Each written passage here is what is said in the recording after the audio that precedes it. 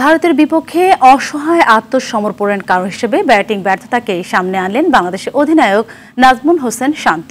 Match পরবর্তী সংবাদ সম্মেলনে শান্ত প্রথম ইনিংসের পাশাপাশি দ্বিতীয় ইনিংসেও ব্যাটারদের সফল না হওয়াকে বড় পরাজয়ের কারণ হিসেবে তুলে ধরেন। প্রথম ম্যাচের ভুল থেকে শিক্ষা নিয়ে দ্বিতীয় ম্যাচে ঘুরে দাঁড়িয়ে দল ভালো করবে বলেও মনে করেন বাংলাদেশের অধিনায়ক। এছাড়া সংবাদ সম্মেলনে সাকিবের ফিটনেসের বিষয়ে প্রশ্ন করা হলে বিষয়টি পরিষ্কার করেননি অধিনায়ক শান্ত।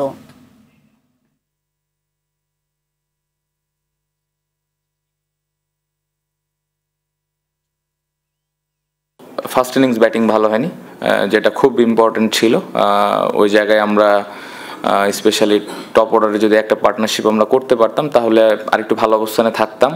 আমি যেটা দেখি যে কতটুকু কষ্ট করছে এবং কামব্যাক করার জন্য যা যা করা দরকার সেই কাজগুলো করছে কিনা, টিমের প্রতি ইন্টেনশনটা কীরকম, এই জিনিসগুলো আমি খেয়াল রাখি বা আমি চেষ্টা করি যে ওই প্লেয়ারটা টিমকে দেওয়ার জন্য কতটুকু প্রস্তুত, 100% কিনা। এটা অনেকে ভাবতে পারে হয়তো সাকিব ভাই দেখে আমি বলছি, বাট জিনিসটা এরকম নয়। একটা নাহিদ রানা থেকে শুরু করে মুশফিক ভাই পর্যন্ত সেম জিনিসটাই কিন্তু আমি দেখার চেষ্টা করি।